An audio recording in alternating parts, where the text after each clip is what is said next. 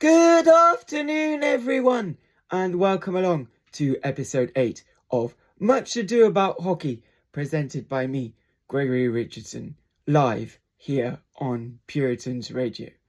This afternoon, I will take you on a new adventure as I will report on the Dundee Stars against the Sheffield Steelers from Friday 27th March, followed by the Genting Casino Coventry Blaze versus the Cardiff Devils, which took place on Sunday 29th March. I'll also update you on what happened across the Easter weekend as the regular season drew to a close and both final positions and playoff opposition became known to the teams and all Elite League supporters.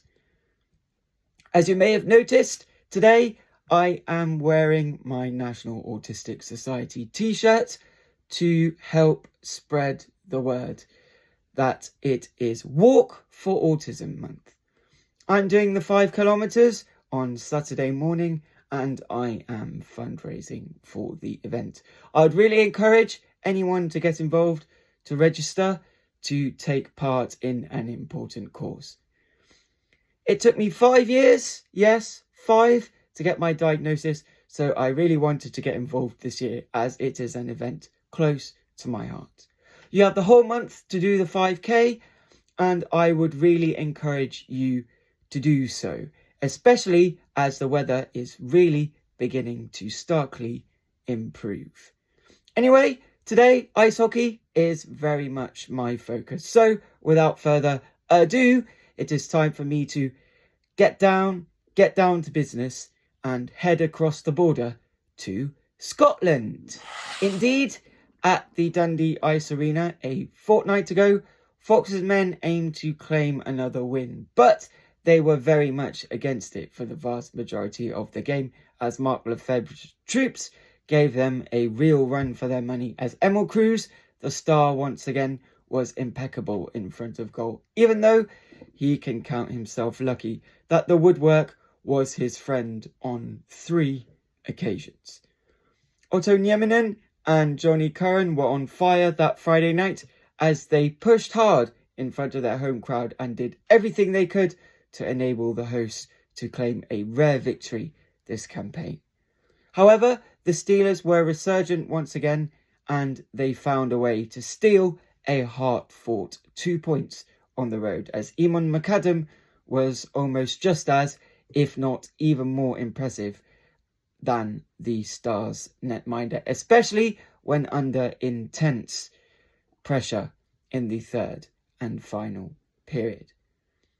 It was a relatively low-scoring game, but it was very exciting, with chances aplenty at both ends throughout the match. The first goal came relatively early in the piece as Jordan Southorn found himself in the slot in front of Cruz and he managed to find the back of the net. That made it 1-0 to the visitors, but the hosts, inspired, took hardly any time to respond as Jonathan McBean and Johnny Curran found themselves 2-0 with the netminder and the newbie Curran converted the opportunity, thus making it 1 apiece after approximately a quarter of an hour. The first period finished 1-1 and it stayed that way throughout the next 20 minutes despite Otto's effort from the face-off circle on the left-hand side going in. The goal was displaced and the officials deemed the puck to have not been on target, which is why the goal was not given. Also, Emil Cruz took a tripping penalty, which was served by McBean, and after the Stars had protected their net stoically, Nieminen sent a loose puck up the ice as the number 12 came out of the box, but McAdam on song said no. The Stars forward had a golden opportunity to hand the hosts a tiny advantage on the stroke of the interval, but once again, the Scottish team failed to capitalise on a gilt-edged chance in a key moment of a contest, which is, it's fair to say, the story of their season. At the end of the second period, so after those first 40 minutes, I had the opportunity to do an interview with Swanee, who hosts Dundee Stars TV. And here is a little snippet of what I had to say about the game at that moment in time. Now, you talk French, right? So could you give a message to the team? Say you were Marc Lefebvre in the dressing room right now, going into the third period. What would you say to them in French? Très bonne question. Je pense qu'il va falloir continuer à jouer comme ça. Ils jouent très bien en ce moment, c'est solide. Il y a des occasions, mais il va falloir commencer à les mettre au fond, car sinon ça va coûter extrêmement cher à la fin. Il y a rien entre les deux équipes. La rondelle va choisir son camp. Justin McBean, il va falloir mettre ses peuples au fond. En contre le gardien, il ne faut pas rater ça. Donc, mettre un puck au fond, puis ils vont gagner. Right, and what was that in English? So I was essentially saying that keep doing what you're doing. You're playing very well, very hard, creating chances. But it's time to finish those chances now. It's that sort of game where it's a puck bounce in it. You need to be finishing your chances because that could be very costly at the end when it's a one-goal game, really, isn't it? So they need to put their chances in. The interview came to an end just as the players were coming back onto the ice for the third period. And in that final period, the Stars, pushing for a goal, earned themselves a power play as Otto Nieminen had his stick slashed. The Finn and Curran found themselves 2-0 with the goalkeeper, and the celebrations were wild, although somehow the referees deemed the Steelers' coach challenge for interference on McAdam to be successful. So instead of it being 2-1, the goal was washed off and the scores were still level at 1 apiece. Much to the frustration of the home crowd, another home goal was chalked off. And as aforementioned, when you play the Steelers, that is very likely to prove to be costly. And indeed, it was. Yes, just a couple of minutes later, the Steelers gained both possession and territory. Slick passing from Ryan Tate and Stephen Harper enabled Dominic Cormier to arm a shot on target that went past Emil Cruz. The Stars subsequently took a timeout and the Swedish netminder was called onto the bench to make way for an extra attacker, but the hosts could not keep possession and a soft turnover in the neutral zone meant that Robert Dowd had enough time and space to seal the victory for the visitors, even though one could argue it was against the run of play. Regulars at the DIA said that that empty net goal summed up the Stars season, and I think it's fair to say you cannot really argue with that perspective. The next day, so 24 hours later, the two teams faced off against each other again at the Utilita Arena in Sheffield, and an overtime winner from Otto Nieminen handed the visitors a 6-5 victory and 2 points that at the time gave them an unassailable lead over arch rivals Fife Flyers, meaning that the Easter weekend's back-to-back derbies were just for pride and bragging rights.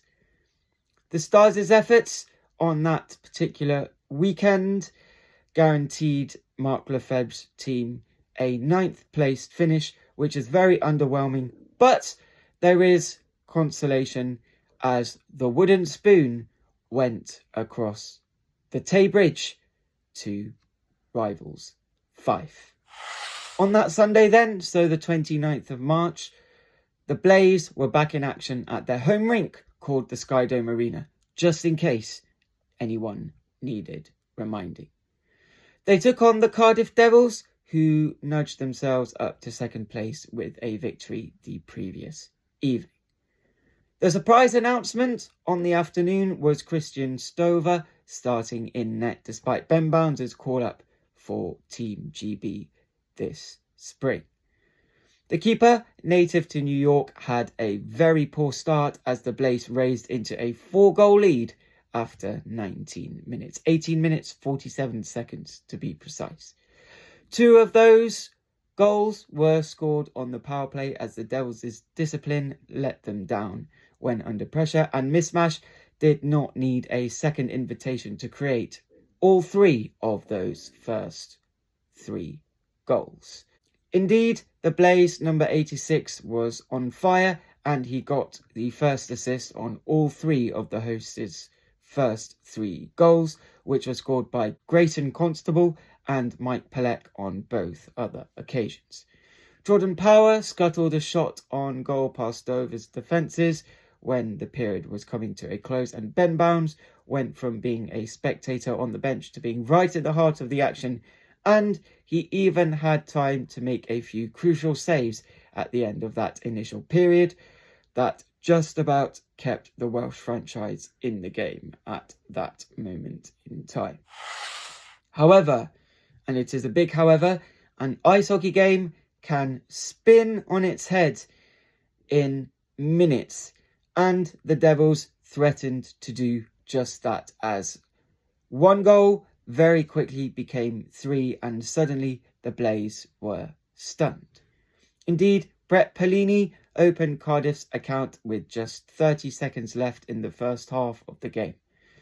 That meant that the visitors had 30 minutes to score three goals, and that began to look increasingly more likely as the Blaze folded under pressure. William Boyton took a penalty for slashing, and Josh MacDonald, who may or may not have a farm, isolated in the slot, was able to benefit from the hard work of Cole Sanford and Christoph Kontos, the latter being the Devils' top scorer this season in terms of goals and assists combined. Scoring 2 goals in 20 minutes is very doable in ice hockey. In fact, it is actually a regular occurrence, especially as play always stops when the puck leaves the ice or is frozen by the goalkeeper after making a decisive save. The Devils did indeed make it a 1-goal game as Brett Pelini, the star man for the Welsh side on the day, claimed a brace, thus making it 4-3. The Blaze took a penalty late on and the Devils' power play was looking good. So why Ben Bounds emptied his net for the extra attacker, I honestly have no idea. Because they did score, but when it was too late, as Colton Saucerman had already put the puck into the empty net just 15 seconds earlier. It was a very tense finish, and questions should certainly be asked regarding the decision to start Stover. Ben Bounds might be deemed to be past his time by Cardiff Devils and Team GB supporters, but he showed his class in a dire situation and when under intense pressure. Indeed, in order for Cardiff to have a chance, he could not concede a goal, and he was perfect. In fact, the only goal the Blaze scored after Ben Bounds came into the net was at the very end when he had left the ice for the extra skater, and just moments earlier the Blaze had already hit the post, so it was definitely a risk when their power play was on song. So questions, as I said, will be asked about why that happened, and as you'll learn later in the show, they have a chance to rectify that this coming weekend. Right, just going back to reflect on that game, it was a tale of two halves, and it was certainly proof that an ice hockey game is never over until it is over. The old adage is that a game lasts for 60 minutes, and that one certainly went down to the wire. People who might have been at their first ever game would certainly have been hooked on the sport, leaving the Skydome Arena at 8:15 p.m. on Sunday night. Right then, the other big piece of news from the penultimate weekend of action is that the Belfast Giants clinched their second consecutive regular season title with back-to-back wins over the Nottingham Panthers. On Friday, 27th March, at the SSE Arena, the Northern Irish franchise were victorious by 4-2 before also winning 24 hours later 4-3. The league title is significant because it means that they are highly likely to be taking part in the European Champions Hockey League once again next season, and they will await the draw with a lot of enthusiasm, especially as they will be keen to make up for a poor showing earlier this campaign. Just before I round off today's show, the EIHL playoffs are just around the corner, and the saying is that it is the start of a new season in inverted commas. The top 8 knew of their final rankings last Sunday as results gradually came in as the evening wore on. Victories against both the Blaze and the Panthers meant the Devils finished second, whilst the Panthers clinched the last spot on the podium. Sheffield finished 4th, Manchester 5th, Guildford 6th and Coventry 7th, despite losing twice, and Glasgow claimed the last playoff spot, so they finished in 8th place. Although it is worth pointing out here that their 100% record against Scottish rivals Dundee meant that they ended their campaign with 26 more points than Lefebvre's troops. In numbers, the Clan finished on 57 points, equal with the Blaze, and the Stars had 31 after their second consecutive overtime loss to the Five Flyers on Sunday. Are you pondering the consequence of the rankings?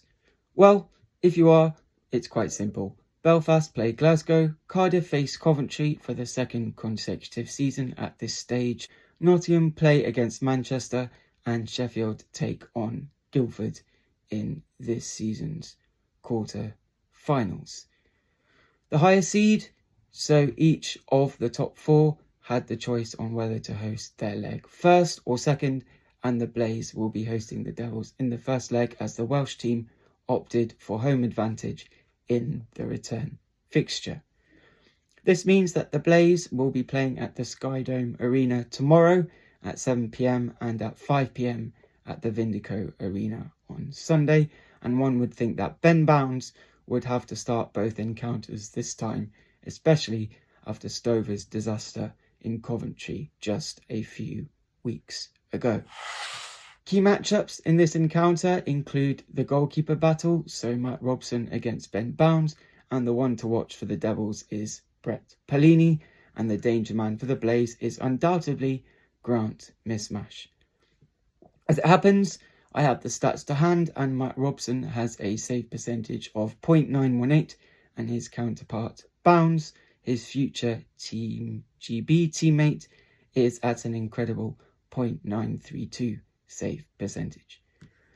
As for the forwards, in scoring a brace at the Skydome on 29th March, Brett Pellini boosted his stats as he finished the regular season with 13 goals and 22 assists, meaning that he has 35 points from 54 games in total this campaign. As for Mismash, he finished this season with an average of more than 1 point per game, as he claimed 54 points in his 52 games, including 22 goals and 32 assists. Whilst Christoph Kontos is actually the Devils' top scorer in terms of points, the Devils' number 11 knows when to pounce on opportunities, so there is danger everywhere. The Devils are definitely favourites, and the Blaze will have to win their home leg to qualify, one feels. Josh MacDonald, who may or may not have a farm, as I said before, has 27 goals to his name, and he will definitely be looking to add to his tally. Adam Robbins, Kim Talberg and co definitely have the talent to overcome the Welsh team, but it will be a monumental task for Kevin Moore and his staff, especially as the Devils know what it takes to get to finals and, even more so, win titles.